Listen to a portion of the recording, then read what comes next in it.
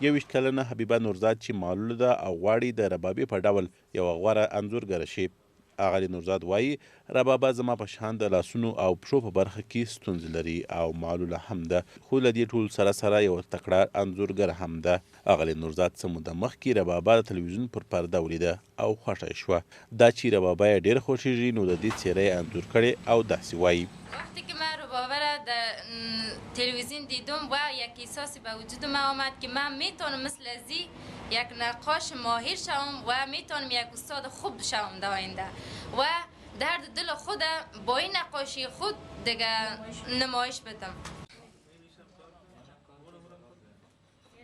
حبیبه نورزاد د شهید غلام سرور له ښوونځي څخه فارغه شوې او اوس د حقوقو پوهنځي په 2 ټولګي کې ده. د انځورګرۍ زده کړې له خپل ښوونکي محمد طاهر سرور څخه کړي. دغه محصله له دې سره چې دواړې پښې نه لري خو خپل ورځني کارونه په ډېر ښه ډول ترسره کوي.